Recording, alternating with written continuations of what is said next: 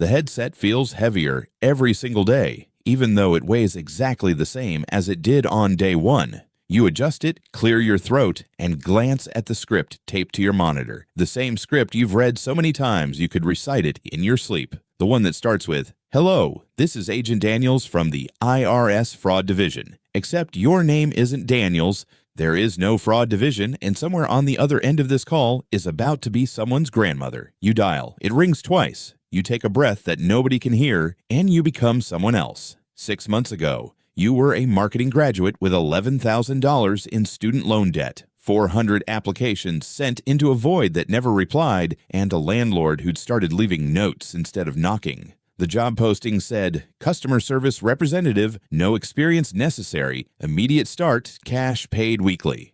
You should have known. Some part of you did know the moment you walked into that windowless office above a defunct nail salon and saw 20 other desks exactly like yours, all facing away from each other, all with the same taped-up script. Your trainer, a guy who introduced himself only as Vic, which almost certainly wasn't his real name either, spent 40 minutes teaching you how to sound panicked in exactly the right way. You want urgency, not hysteria, he told you, like he was coaching an actor instead of running a fraud operation. Urgency makes people comply. Hysteria makes them call the police. You told yourself that first week that you'd quit the second you actually got someone to send money. You didn't quit. The debt didn't leave room for you to quit. By week 3, you had numbers. Actual metrics tracked on a whiteboard at the front of the room. Dollar amounts next to each agent's initials. A leaderboard for cruelty measured in efficiency. You weren't at the top. You also weren't at the bottom. And the middle felt like a place you could survive in without looking directly at what you were doing. The scripts got more sophisticated the longer you stayed. Fake IRS debt became fake grandchild emergencies.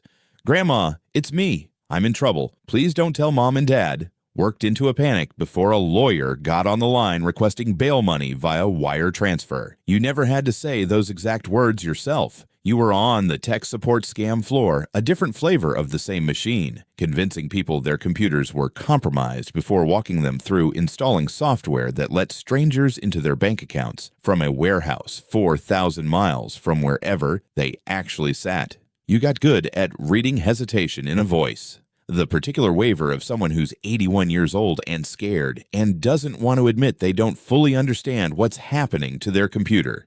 You got good at pushing past that hesitation, gently, patiently, the way Vic taught you, because patience closes more than pressure does. You told yourself the same story every night on the walk home. "It's not really stealing if I never see their faces. It's a stupid story." And some nights it worked, and other nights it didn't. And on the nights it didn't work, you'd lie awake doing math, rent, debt, the electric bill that had gone red-stamped last month, until the math won, and you could sleep. The turn, the call that breaks something. It happens on a Tuesday, unremarkable in every way except for what it does to you. An elderly man picks up. His voice is slow, careful. The voice of someone concentrating hard to keep up with a conversation that's moving faster than he wants it to. You run the script. His grandson is in trouble, needs bail money, needs it fast, needs him to not tell anyone. And he says quietly, almost apologetically, "I'm sorry." "Which grandson?" "I have 3. And something in the way he says it, trying so hard to be helpful, to get it right, embarrassed that he might be forgetting, lodges itself somewhere in your chest and doesn't move. You hang up. You don't complete the call. Vic notices. Vic notices everything. That's basically his entire job. And he comes over, not angry exactly, more disappointed in the way a manager is disappointed by a missed quota. "You're leaving money on the table," he says. And you nod. And you don't tell him that the money on the table had a voice that sounded exactly like your own grandfather's. That night, you don't sleep at all. You sit on the edge of your bed, doing the math you've done 100 times before, except this time, you add a column you'd been avoiding, what this actually costs on the other end, in a currency that isn't dollars. You think about how many grandmothers you've talked to over 6 months. You think about how you used to be someone who held doors for strangers, who called your own mother back within the hour, who would have been the first person to warn an elderly neighbor about exactly this kind of call. You go back the next day, not to work, but to quit. Vic laughs at first, assumes you're negotiating for a better cut. When he realizes you're serious, The friendliness disappears fast. Implied threats about what happens to people who know things and decide to walk away, vague enough to be deniable, specific enough to make your hands shake on the walk home. You do it anyway. You quit with $300 in your pocket and $11,000 of debt still fully, entirely unerased. The math didn't get better, you just decided you couldn't keep solving it this way. The months after are hard in a boring, unglamorous way. 2 part-time jobs, a payment plan with your loan servicer that barely dents the balance, a landlord who is somehow still leaving notes. But you sleep now. You didn't understand, until you had it back, how much the quiet was worth. One night, almost a year later, you're at your actual job.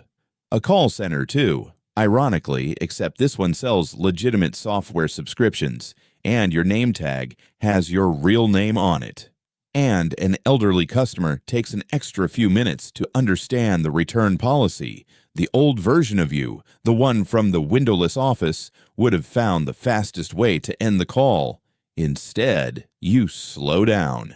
You explain it twice. You mean it when you tell him to have a good day. You still owe $11,000. Some debts don't have a shortcut that doesn't cost you something worse than money. You learned that the hard way, on a Tuesday, from a man who just wanted to know which grandson you meant. Desperation makes bad math look reasonable for a while. It convinces you that the version of yourself doing the damage isn't really you, that it's a character, a script, a job. You'll leave the second things get better, but every version of you is still you, even the one wearing a headset in someone else's name. If you've ever been desperate enough to almost convince yourself that something wrong was actually fine, you already know how close that line really is. Drop a heart if you get it, and subscribe for more real stories about the lives you never see coming.